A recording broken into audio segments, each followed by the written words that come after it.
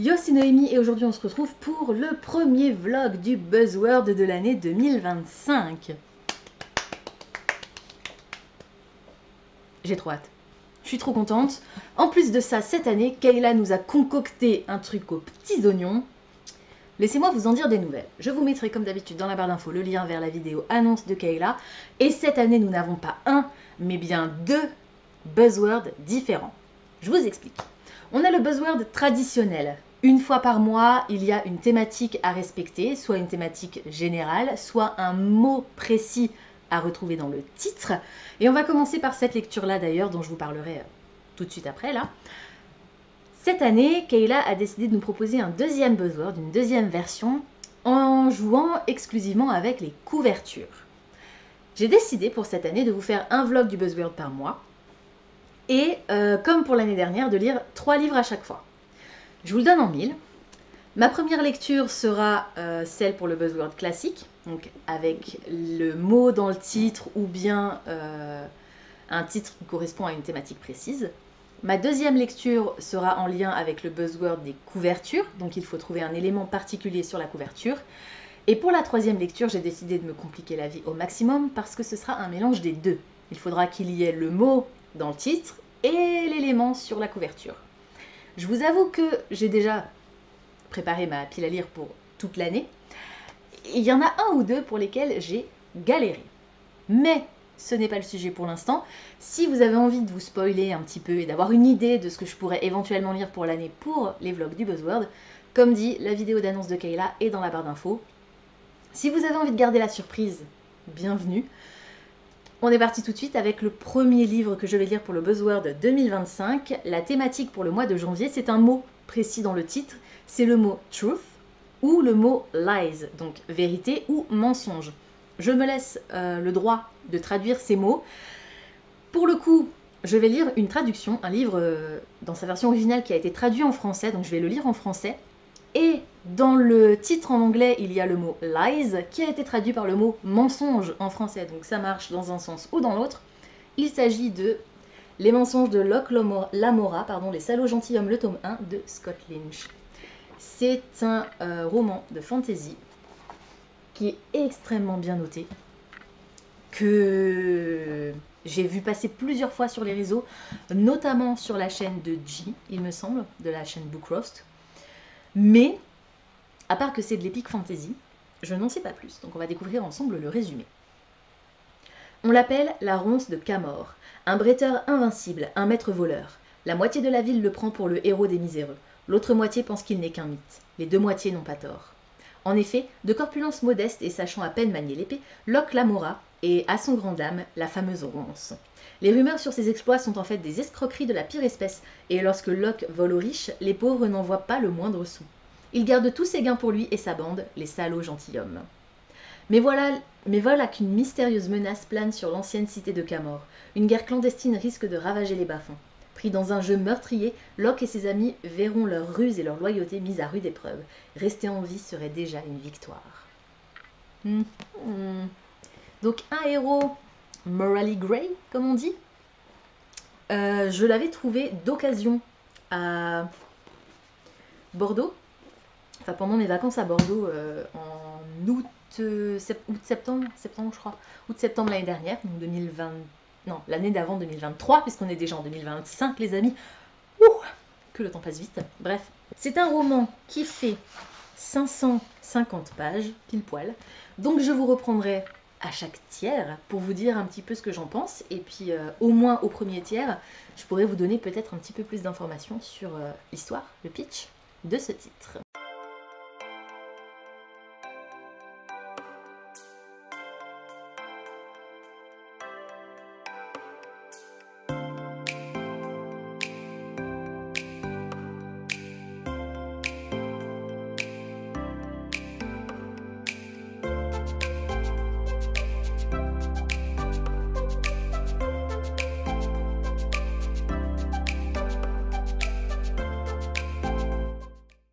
Je vous reprends sur le parking. J'ai rendez-vous chez le dentiste dans 10 minutes.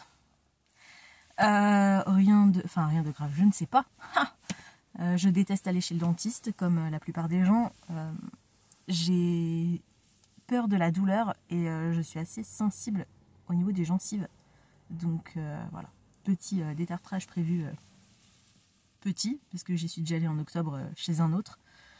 Parce que mon dentiste que j'aime beaucoup n'exerce plus. Donc j'ai les boules. Donc là je vais voir une nouvelle dentiste, on va voir ce que ça donne. Et j'y vais pas spécialement au départ pour un détartrage, mais j'ai mal à une dent, enfin à la gencive, comme si j'avais quelque chose qui s'était coincé et je n'arrive pas à le déloger malgré les brossages, les bains de bouche et le fil dentaire. Rien n'y fait, donc heureusement elle avait un rendez-vous là ce matin. Donc c'est cool. Je vous reprends pas pour vous parler de mes dents, mais pour vous parler de Les Salauds Gentilshommes, le tome 1, Les Mensonges de Locke Lamora, de Scott Lynch. Alors, je suis arrivée au premier tiers, du coup, je suis page 183. Et, alors j'aime même beaucoup l'univers. On est sur de la grimdark fantasy, c'est-à-dire une fantasy sale. C'est crade, on est sur une ville... alors, l'univers est inspiré un peu par l'Italie. Par Venise même je dirais, puisqu'on a, je vais vous montrer la carte, on a des canaux, voilà. La ville, c'est surtout des quartiers qui sont découpés un peu, donc on circule en barque. Oh non, me dis pas qu'il commence à pleuvoir. Non, c'est bon. J'ai eu peur. C'est pas grave. Les quartiers sont vraiment sales. On a les nobles d'un côté qui, eux, vivent très bien, mais on a surtout beaucoup de misère et des bandes de voleurs qui sont comme Locke Lamora ou pire ou meilleur, non, je pense pas. Qui ont donc chacun leur bande et qui volent principalement aux plus pauvres. Parce qu'il y a une paix secrète qui a été établie entre eux, le chef des voleurs, on va dire, et le comte. Je ne sais plus si c'est un comte qui règne un petit peu sur toute cette ville. Non, je crois pas que ce soit un comte. Bref, c'est pas un vrai roi, mais c'est le gars qui règne un petit peu sur l'ensemble de ces quartiers. Et donc il y a une paix secrète qui a été instaurée entre eux deux, ce qui fait que le roi des voleurs et toutes ses bandes peuvent continuer à voler tranquillement, à condition qu'ils ne touchent pas aux nobles. Et on a donc Locke Lamora qui lui intègre une bande de salauds gentilshommes, la bande des salauds gentilshommes, qui, comme son nom l'indique, sont des salauds, ce sont des voleurs, hein, mais le terme de gentilhomme intervient parce qu'en réalité, ils sont très éduqués et ils sont capables de se fondre dans n'importe quel personnage. Ce sont carrément des acteurs en fait. Et ils montent des coups comme ça, ils montent des arnaques énormes. Et en gros, ce sont, alors personne ne le sait, aucune des autres bandes ne le sait, mais en fait ce sont eux les plus riches de toute la ville. Ils sont presque même aussi riches qu'un des nobles les plus riches du pays. Et ils ont fait seulement 3 coups en 4 ans, quelque chose comme ça. Donc... ça leur rapporte à chaque fois énormément d'argent. Argent qu'ils n'utilisent pas spécialement en plus. Donc voilà, ils le gardent de côté. On ne sait pas trop pourquoi. Je crois que même eux ne savent pas vraiment pourquoi ils gardent tout cet argent de côté. On va naviguer entre deux époques. On va naviguer entre l'époque où Locke est enfant et a été recueilli par le faiseur de voleurs, qui ensuite l'a revendu au chef de la bande des salauds gentilshommes. Et puis aujourd'hui... alors qu'ils sont en train de perpétrer leur 4e coup, leur 4e gros coup.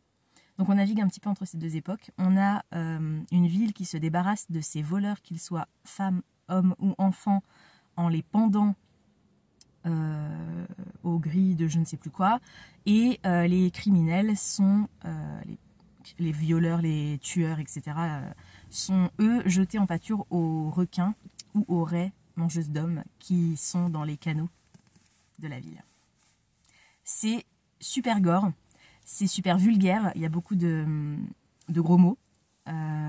J'aime énormément l'ambiance. Je trouve par contre que c'est un petit peu difficile à lire. Donc je suis contente de le lire en français parce que je pense qu'en anglais j'aurais vraiment galéré. Il y a quelque chose dans le style de l'auteur qui me dérange, c'est qu'il y a beaucoup d'onomatopées. Je surveille l'heure en même temps, ça va. Dans les dialogues, il y a beaucoup de ah, oh, Du coup je zappe un peu parce que ça coupe le rythme, je trouve, du dialogue. Et à la limite, j'aurais préféré une didascalie, me disant, bah voilà, il le dit sur ce ton-là, ou en poussant un cri étonné, plutôt que de mettre les cris et les intonations dans le texte. Je sais pas si vous voyez ce que je veux dire. Mais bon, je réussis à passer outre. Il y a quand même certains passages, certains paragraphes où je suis obligée de les relire parce que je suis pas sûre d'avoir tout compris.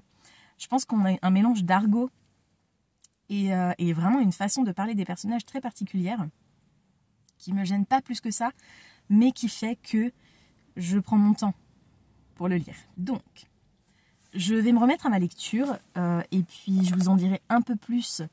Alors, sur l'histoire, oui, là où j'en suis, on découvre qu'il y a un gros méchant qui s'appelle le Roi Gris, qui est en train d'assassiner tous les chefs des bandes des voleurs les uns après les autres, particulièrement les chefs des bandes des voleurs qui sont indépendants, c'est-à-dire qu'ils doivent tous donner une taxe au roi des voleurs. Il ne s'appelle pas comme ça, hein, mais on va dire que pour que ce soit plus simple pour que vous compreniez. Ils doivent tous donner une taxe au roi des voleurs, mais il y a certaines bandes qui sont en plus surveillées, espionnées pour être sûr qu'ils ne fassent pas de conneries. Locke Lamora et les salauds gentilshommes font partie d'une des bandes qui sont relativement libres de faire ce qu'ils veulent du moment qu'ils payent leurs taxes. Et ce sont ces bandes-là, celles qui sont plus indépendantes, qui sont visées. Donc là, on est déjà au 7e chef de bande indépendante qui a été assassiné de manière atroce. Donc Locke commence à craindre un petit peu pour sa vie, et puis surtout le roi des voleurs commence à se dire qu'il y a une couille dans le pâté. Voilà, donc j'en suis là. Je ne vais pas pouvoir trop vous en dire plus au niveau du déroulé de l'histoire, parce qu'après ce serait vous spoiler. Mais je vais reprendre ma lecture. J'espère que je vais réussir. Alors j'aimerais bien le finir aujourd'hui, mais j'ai plus de 300 pages à lire, donc ça risque d'être compliqué. On verra ce que j'arrive à faire. Et puis je vous reprendrai de toute façon quand j'aurai atteint le 2e tiers. J'ai atteint le 2e tiers des mensonges de Locke Lamora. Je suis page 369 sur un interlude. Donc un passage qui va se dérouler dans le passé. Alors, j'aime les personnages, je les trouve attachants, et la fin du chapitre que j'ai lu hier soir, que je viens de lire, le dernier chapitre que j'ai lu, mon Dieu, l'auteur y va carrément. Ne vous attachez à personne dans cette histoire, c'est mon conseil numéro 1. J'ai apprécié cet aspect de l'histoire. Je suis toujours un peu mitigée sur le style, je l'aime, mais je sais pas, il y a quelque chose qui me ralentit. Je trouve que c'est très long, très lent à lire. En termes d'action, il se passe toujours quelque chose, et en termes de réflexion, tout est très intelligent, très bien pensé. Imaginez un peu, comment il s'appelle, Jack Sparrow dans Pirates des Caraïbes. Vous voyez le gars qui a toujours une longueur d'avance. Parfois tu te dis mais qu'est-ce qu'il fait, ça n'a aucun sens, et en fait si tout est réfléchi presque à la seconde près. Ben Locke Lamora c'est pareil, et malheureusement il va se retrouver dans une situation qui va faire qu'il ne peut pas être cette fois-ci, enfin il pense être le plus intelligent, mais en réalité peut-être qu'il y a quelqu'un d'encore plus intelligent que lui. Donc c'est très très complexe et très bien construit au niveau de la logique. Les événements s'enchaînent absolument parfaitement. Mais comme dit, je regrette un petit peu cette lenteur dans le texte. Sinon, l'ambiance est toujours aussi bonne. C'est vraiment très, très, très crade. Donc, prudence si vous êtes sensible au gore et à la violence de manière générale, au sang et tous les fluides humains auxquels vous pourriez penser. La maltraitance envers les animaux également. On a... Mince, je sais plus ce que je voulais vous dire. Violence psychologique également, bien entendu. Violence envers les enfants. Et... Ah purée, où est-ce que je voulais en venir avec ça? Je ne sais plus. Bref, voilà, tout est dégueulasse dans cette histoire. Donc, soyez prudents. À l'heure actuelle, je suis incapable de vous dire si j'ai envie de lire la suite. Je pense que c'est vraiment la dernière partie, le dernier tiers qui va décider un petit peu de ça. Parce que là, on est arrivé... Alors, j'ai vraiment pas fait exprès. Hein. Vous savez que quand je lis un plutôt gros roman, j'aime bien le découper en 3 pour vous en parler à 3 reprises. J'ai pas fait exprès. du coup, c'est un total hasard que là où je m'arrête, là où je me suis arrêtée hier soir, avant de vous reprendre dans cette update, ce soit le moment charnière de l'histoire où tout va basculer. Tant mieux, d'un côté. Je pense que je le finirai ce soir, avec un peu de chance. Croisez les doigts. Comme ça me laisse le temps de le monter pour que vous puissiez voir ce vlog demain. Oui, je suis à la bourre. Comme vous le verrez dans les clips suivants, je ne les ai pas filmés dans l'ordre. Parce que j'ai déjà fini mon deuxième bouquin et je suis à plus du tiers du deuxième. C'est pas grave. Du troisième, pardon. Du moment que vous avez mon avis sur ces 3 livres différents et qu'ils soient dans l'ordre dans la vidéo, peu importe l'ordre dans lequel je les ai filmés. Je vous laisse du coup. Je vais aller travailler. Il est 8h10. J'ai encore un petit peu de temps, mais je vais pas trop tarder non plus parce qu'ils ont annoncé du verglas ce matin. Mercredi dernier, sur la route, alors il y a eu 18 accidents dans le Bas-Rhin, dont un mortel. Et sur la route pour aller au travail, j'ai dû dévier de ma route habituelle parce que j'avais, je sais pas, 5 carambolages. Il y avait une quinzaine de voitures impliquées à peu près dans cet accident. Donc, enfin, dans ces accidents, c'était plusieurs petits accidents. Donc, voilà, je vais pas trop tarder non plus pour avoir le temps de prendre mon temps sur la route. Donc, je vous laisse et puis je vous reprendrai peut-être du coup ce soir pour vous donner mon avis final et pouvoir terminer de monter ce vlog.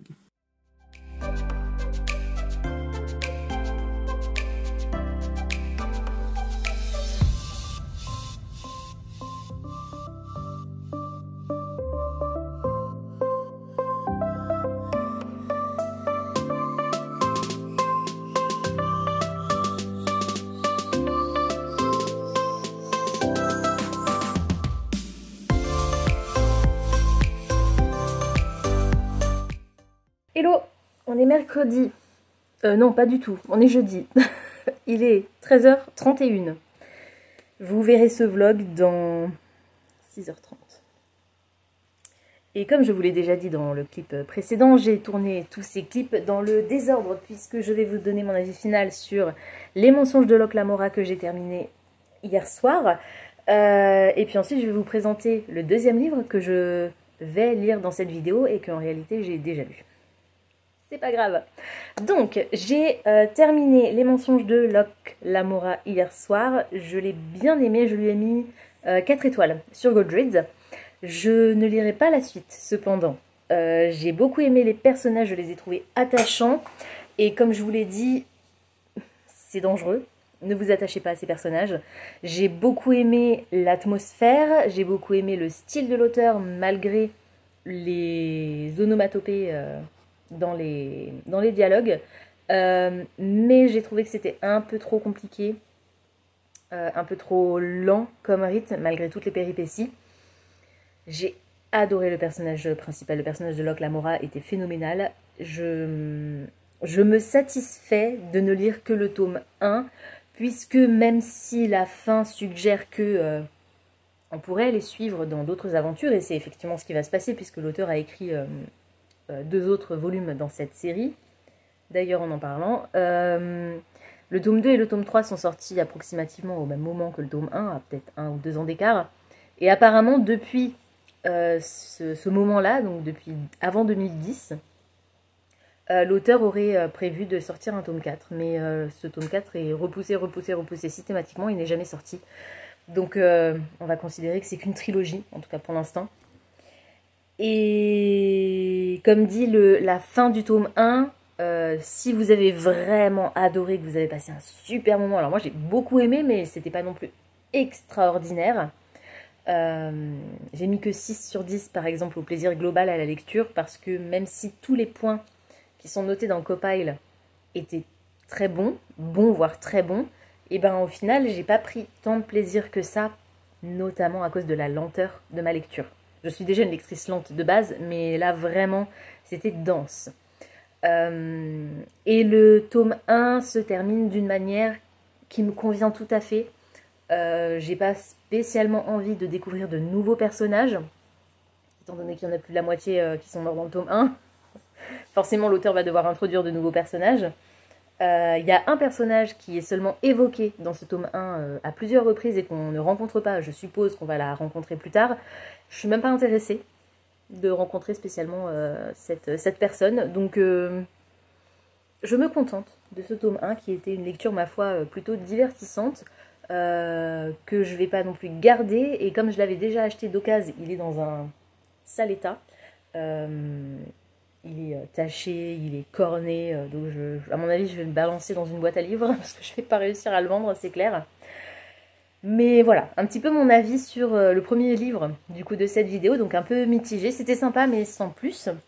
Et je vous rappelle que la thématique c'était le mot truth ou le mot lies dans le titre, donc soit mensonge ou vérité. En anglais le titre c'est The Lies of Locke Lamora, et en français il a été traduit par les mensonges de Locke Lamora, pour une fois que la traduction française est littérale par rapport à la traduction originale, donc on était bon. Et le deuxième livre que je vais lire pour cette vidéo, que j'ai déjà lu en fait, va me permettre de compléter le critère de la couverture, puisque comme je vous le disais au début de cette vidéo, Kayla cette année a choisi de nous proposer deux buzzwords différents, un qui a un lien avec le titre et un qui a un lien avec la couverture. Donc pour le titre, pour le roman que je vais lire avec une couverture qui correspond aux critères du buzzword, j'ai sorti le premier tome d'une tétralogie que j'ai très hâte de lire depuis très longtemps. Et la thématique pour la couverture, c'était le mot pattern, donc un motif, un peu comme sur du papier peint si vous voulez. Et j'ai sorti le Lys de feu, la prophétesse de Jacqueline Benson. Donc on a effectivement un motif qui se répète sur la couverture. Donc j'avais particulièrement hâte de lire ce livre, c'est désormais chose faite, mais je vais vous laisser découvrir un petit peu mon avis dans les 3 prochains clips, sachant que tout ce que je pensais savoir de ce titre, c'était qu'elle avait un pouvoir en lien avec l'avenir, elle peut voir l'avenir et lui peut toucher le passé, et je pensais qu'il y avait un, c'est la petite phrase qui est écrite derrière, et je pensais qu'il y aurait une histoire de voyage dans le temps. Je vous laisserai découvrir si j'avais raison ou tort. Et que ça se déroule à Londres en 1914, donc juste avant la Première Guerre mondiale. On est sur une fantaisie historique, mais en réalité c'est plus du paranormal, parce qu'à part cet élément de magie où ils ont chacun un pouvoir, il n'y a pas vraiment de magie impressionnante qui est impliquée, même si leurs pouvoirs sont quand même déjà très impressionnants. Je vous laisse avec la Noémie du passé, qui va vous donner son avis sur ce tome 1. Je viens d'atteindre le premier tiers du Lys de feu, la prophétesse.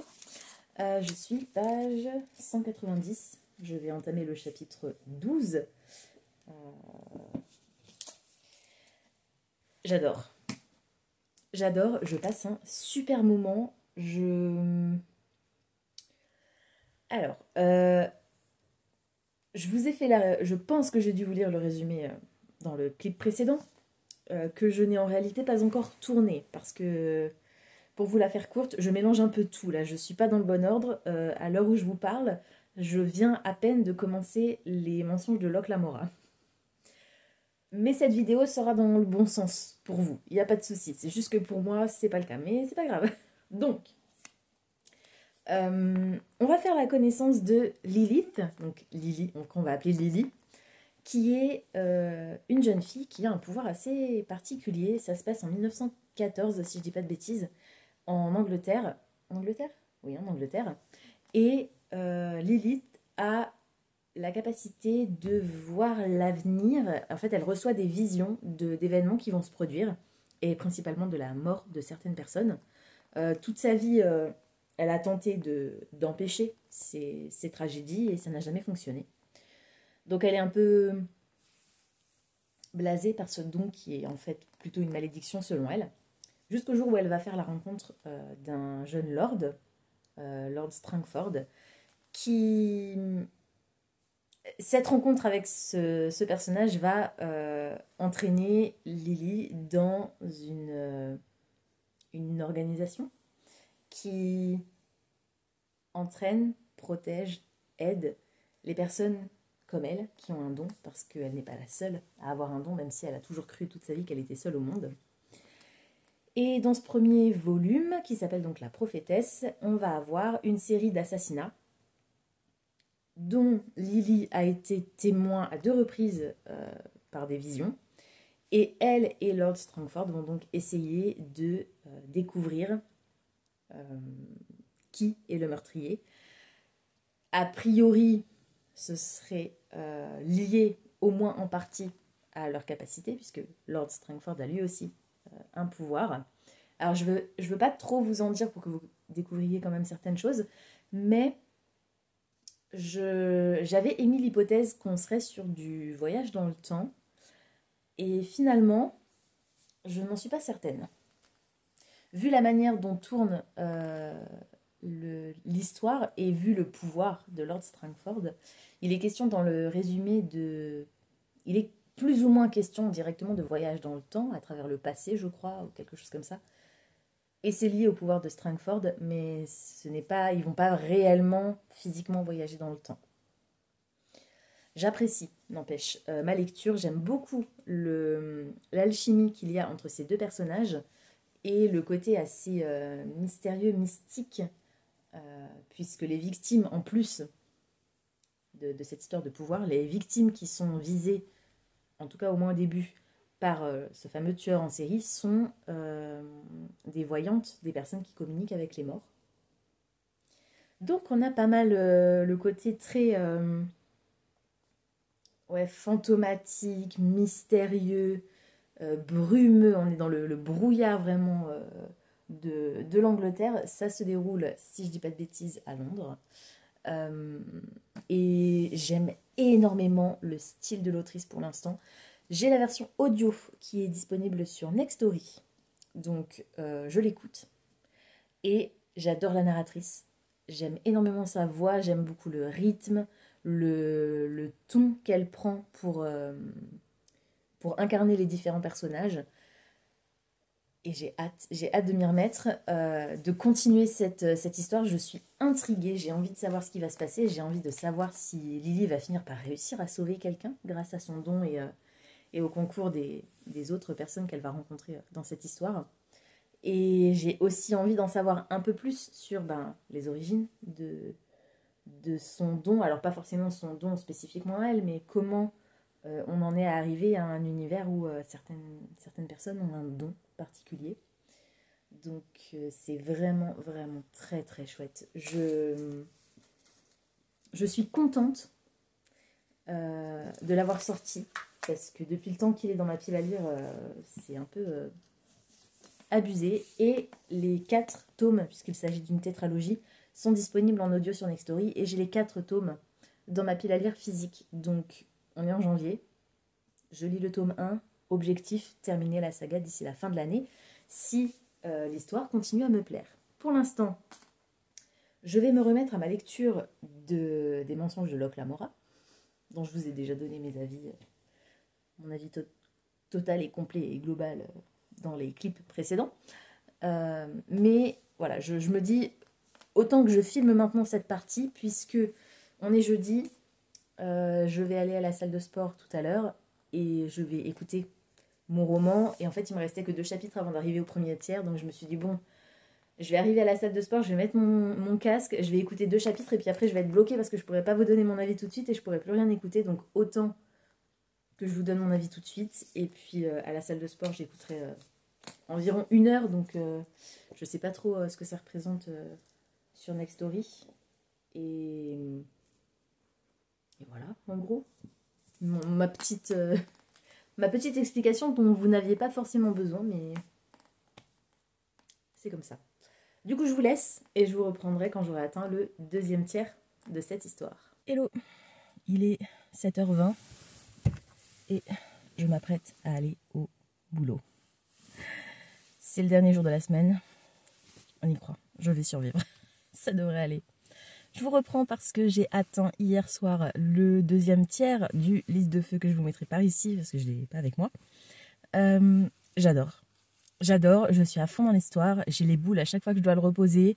J'adore le style, j'adore les personnages, j'aime l'intrigue, j'ai très très très envie de savoir ce qui se déroule, ce qui se passe réellement. Nos 2 héros sont toujours sur la piste de ce serial killer et Lily commence à s'inquiète de plus en plus parce que, je ne sais pas si je vous l'ai dit, mais le but, c'est d'essayer d'empêcher la mort d'un de ses proches à elle, dont elle a eu une vision. Et elle va commencer à essayer de maîtriser, provoquer des visions pour avoir un peu plus de détails, pour tenter de découvrir qui est ce fameux tueur en série. On a un volet un petit peu médical, même très médical dans cette histoire, puisque les victimes sont vidées de leur sang. Alors évidemment la presse en fait des gorges chaudes en mode c'est un vampire, etc. Mais bon, vraisemblablement les créatures fantastiques n'existent pas dans cet univers, même si les charismatiques existent, donc certaines personnes avec des pouvoirs existent, mais on est plus de l'ordre du un peu paranormal que vraiment créatures fantastiques, quoi. Je sais pas trop. Les fantômes existent aussi. C'est une créature fantastique, enfin plutôt les esprits. Je sais pas si vous voyez trop ce que je veux dire. Je suis pas sûre qu'on va croiser des ghouls, des vampires, des loups-garous dans cet univers. Surtout qu'il est très réaliste. Ça se passe à Londres en 1914, donc à part ce côté un peu occulte, pouvoir et donc du coup légèrement paranormal, il n'y a pas vraiment de magie, même si, oups, on va se mettre là, hein. La lumière du garage qui vient de s'éteindre, même si ça reste un récit de fantasy dans la globalité, dans le terme global, la version la plus globale du terme. Je passe un super moment, j'adore, je vous en parle maintenant malgré cette luminosité merdique, parce que j'aimerais bien le continuer dans la voiture en allant bosser. Donc voilà. Je vous reprendrai du coup quand je l'aurai terminé avec ma note et mon avis final. Je vais pas vous conseiller maintenant de le lire parce qu'on sait jamais, le dernier tiers pourrait être catastrophique, mais franchement ça m'étonnerait. Hello, j'essaye de changer les angles à peu près à chaque fois que je vous reprends pour que ce soit pas monocorde et monotone. Alors, je vous reprends parce que j'ai terminé Le Lys de Feu, la prophétesse de Jacqueline Benson. J'ai adoré, c'était incroyable, 5 étoiles. J'ai adoré les personnages, la manière dont ils sont construits, ils sont beaux tout simplement et très creusés. Je trouve qu'il y a une vraie profondeur dans ces personnages, y compris dans les personnages secondaires que pour l'instant on n'a pas trop suivis, mais qui ont le potentiel pour devenir de vrais personnages, je vais pas dire à part entière, mais plus importants que juste être relégués en tant que personnage secondaire. L'ambiance est vraiment incroyable. On est à Londres en 1914. On a la menace de la Première Guerre mondiale qui plane, même si les personnages ne le savent pas encore. Nous, on le sait en tant que lecteurs. Et on sait aussi, au vu des couvertures des tomes suivants, que la guerre va jouer un rôle dans la suite de cette tétralogie. Et on l'apprend aussi à un moment donné dans l'histoire grâce à une des visions de Lily. Donc elle ne sait pas exactement ce qui se passe, mais nous, forcément, on s'en doute. Et ça me fait très peur parce que cette vision est extrêmement pessimiste. Je crains pour la vie de certains personnages. J'ai adoré le style de l'autrice, c'est fluide, c'est parfois ponctué de quelques petites touches d'humour, sans être lourd puisque le sujet est quand même grave. Je vous rappelle qu'on a un tueur en série qui vise des femmes médiums et qui les tue en les vidant de leur sang. Donc moi j'ai assez vite compris pourquoi. Lily, ça lui a mis un peu plus de temps, elle a pris un peu plus de temps pour comprendre. Moi ça me semblait assez évident, mais bon, voilà, c'est juste un petit point de logique. Et puis l'histoire est intrigante, j'ai adoré, je voulais absolument savoir la suite, mais c'était pas... Alors je ne sais plus pour lequel... c'est pour un des tomes de Cormoran Strike que je vous ai dit la même chose, qu'en fait c'était pas tant savoir qui me gardait intriguée dans l'histoire, mais c'était rester dans l'histoire, avec ces personnages, avec cette atmosphère, et du coup je suis très contente qu'il y en ait encore 3 derrière pour pouvoir poursuivre. Vous pouvez être sûr ou pas, je vais essayer, que cette série sera terminée cette année. Dès que je peux, j'essaierai de caser un des tomes dans ma palle des cartes, parce que j'ai vraiment adoré. Lisez cette série, c'est traduit de l'anglais, c'est chez Rivka. Alors, je crois qu'ils ont légèrement augmenté leur prix, donc je ne sais pas à combien vous pouvez le trouver aujourd'hui, mais moi je l'avais payé 18 € à l'époque pour un relié très très beau. La couverture est incroyable. Maintenant, comme je vous l'ai dit, j'aime me compliquer la vie et je trouve que c'est un petit challenge supplémentaire. Alors, juste pour votre information, on est lundi, vous êtes censé voir cette vidéo jeudi. J'ai atteint le premier tiers des mensonges de Locke Lamora, donc il me reste encore presque 300 pages. Et, oui c'est ça, même plus de 300 pages. Et je n'ai pas encore commencé donc le troisième livre que je vais commencer, je ne sais pas, aujourd'hui peut-être, pour cette vidéo. Donc j'ai lundi, mardi, mercredi, jeudi, j'ai 4 jours pour faire ça, sachant que mardi, mercredi, jeudi, je travaille. Ça va être chaud patate, mais c'est pas grave, c'est ma faute, j'aurais dû commencer par ces livres-là. Bref, donc, pour le troisième livre, pour ce vlog du Buzzword, je vais essayer, je vais lire, je vais pas essayer, je vais lire, un livre qui comporte et le mot truth ou le mot lies dans le titre et un motif, pattern, sur la couverture. Je n'en avais pas dans ma pile à lire physique et ça va être un petit peu une récurrence tout au long des vlogs du Buzzword cette année puisque combiner deux critères, c'est parfois pas évident. Donc à plusieurs reprises, je vais devoir piocher hors de ma pile à lire physique. C'est un peu dommage, mais c'est pas grave, c'est quand même un livre qui fait partie de ma pile à lire audio, je crois, parce qu'il me semble que je l'ai sur Nextory. Et ce livre, c'est Kingdom of Lies, le tome 1, A Court, This Cruel and Lovely, de Stasia Stark. Et sur la couverture, alors j'essaierai de vous la mettre en grand, je vais masquer ma tête pour que vous voyez bien, parce que c'est assez discret. Sur la couverture, au fond, on a un fond bleu foncé et c'est un genre de tapisserie avec des motifs un peu style fleur de lys, quelque chose comme ça je crois. Donc voilà, il y a des motifs, ils sont discrets mais il y a des motifs et il y a le mot lies dans le titre de la série.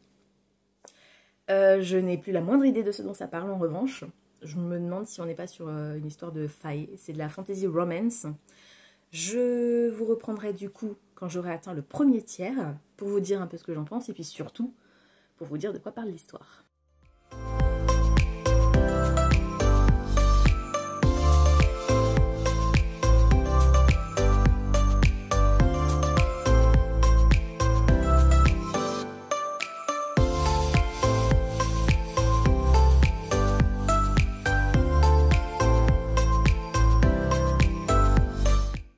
Je pense qu'à l'heure actuelle, vous avez dû voir cet appartement sous toutes ses coutures.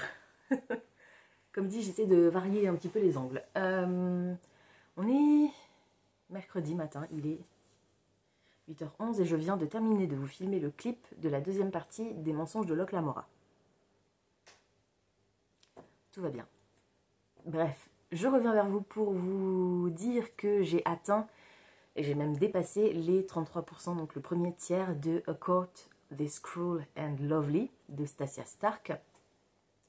Je suis à 44% à peu près, mais la raison pour laquelle je me suis arrêtée à ce moment-là, c'est que non seulement j'ai lu en allant au boulot et en revenant du boulot dans la voiture, mais j'ai aussi continué à l'écouter en faisant la cuisine et en faisant la vaisselle hier, ce qui fait que j'ai un petit peu dépassé. Oups.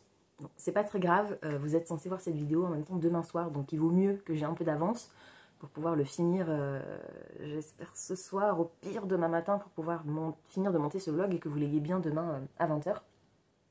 Donc, je vais maintenant pouvoir vous dire un petit peu de quoi ça parle, puisque je n'avais aucune idée du synopsis. Et alors, contrairement à Feather So Black, dans lequel j'ai été un peu paumée parce que je ne me souvenais pas de quoi ça parlait, et ça m'a pris un peu de temps, là, pour le coup, je suis rentrée directement dans l'histoire.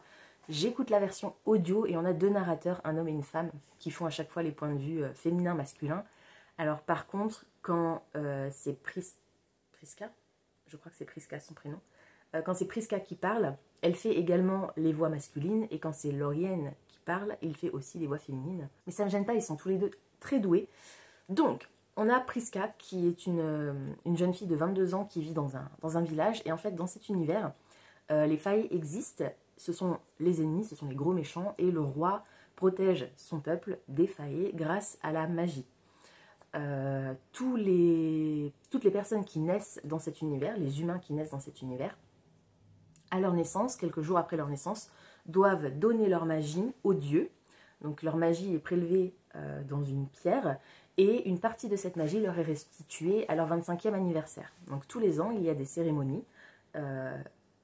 Une cérémonie pour récupérer la magie des enfants qui sont nés, et une cérémonie pour restituer la magie aux jeunes adultes qui viennent d'avoir 25 ans.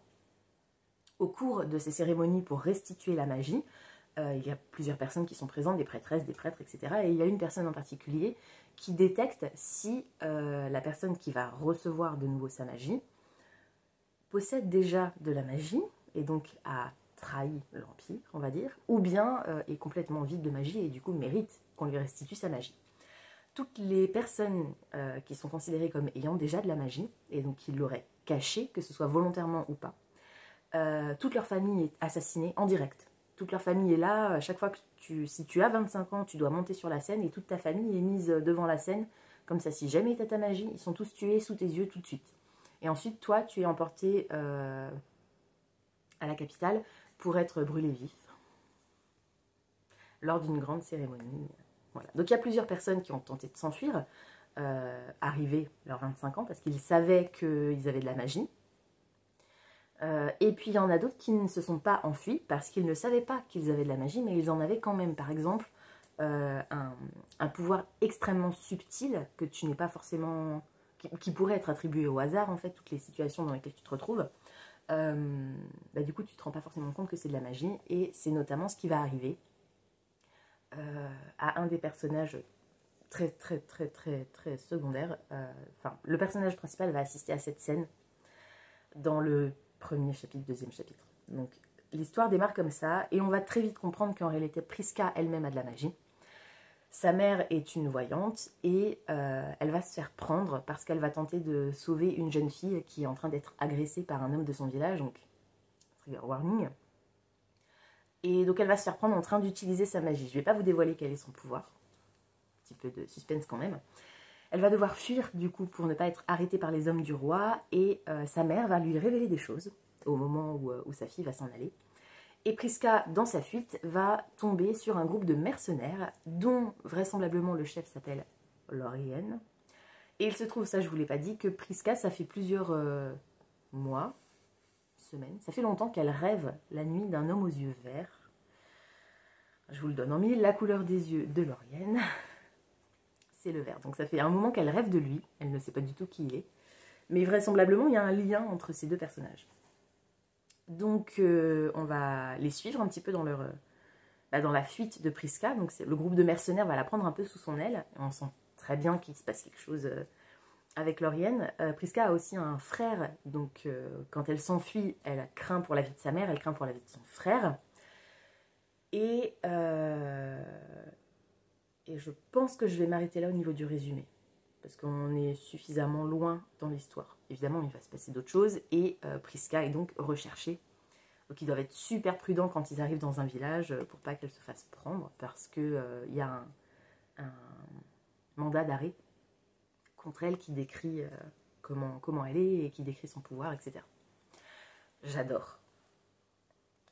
C'est aussi pour ça, je pense, que j'ai atteint les 44% et non pas les 33%, parce que j'adore l'écouter. Je trouve que c'est trop bien. J'aime le style, j'adore les personnages. La tension entre le personnage principal féminin et le personnage principal masculin est absolument incroyable. C'est un peu Insta-Lust pour moi, surtout au niveau de Lauriane, parce que Prisca s'est établi dès le départ que ça fait des semaines qu'elle rêve de lui. Et leur première rencontre, puis leur deuxième rencontre, et leurs interactions au départ, Prisca, même si elle admet qu'elle le trouve vraiment très beau et très attirant, et que il y a peut-être moyen sur un malentendu, elle n'est pas non plus obsédée par lui. Surtout qu'il n'est pas très cool avec elle. Par contre, lui,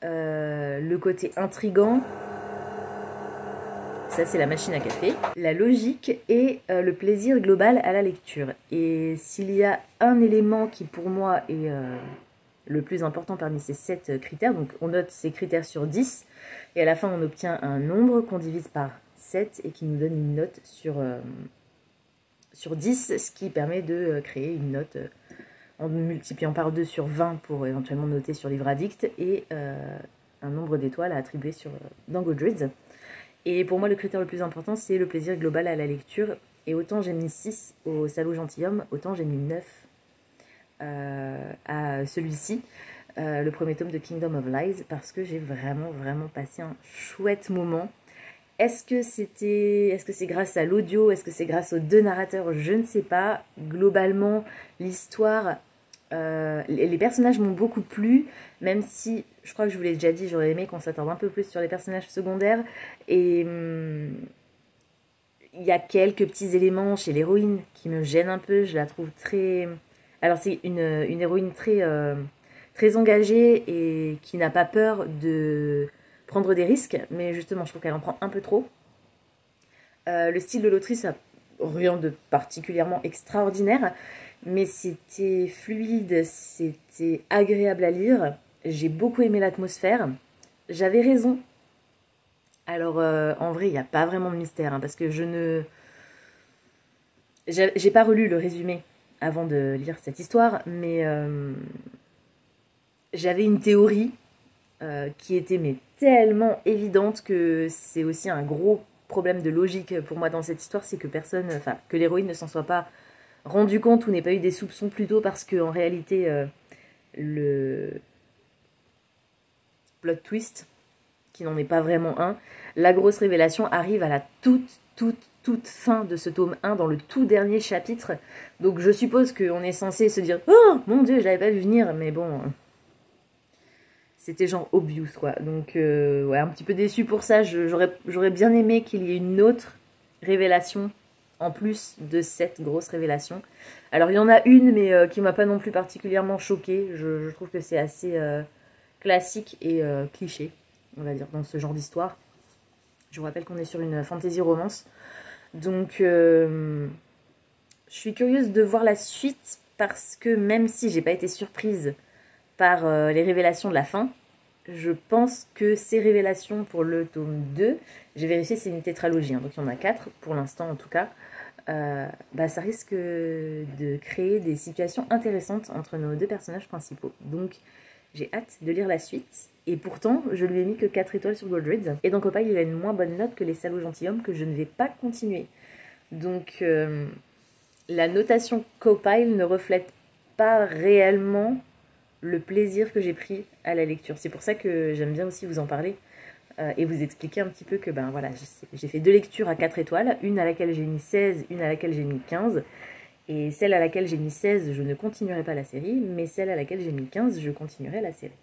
Je pense qu'il y a le potentiel pour que la suite me plaise davantage encore, même si j'ai déjà beaucoup aimé ce tome 1. Donc, si c'est un genre qui vous intéresse, je vous le conseille. En plus, il a été traduit, je ne vous l'ai pas dit, mais cette série a été traduite chez Korrigan, je crois. Donc, vous avez tout à fait la possibilité de la lire en français.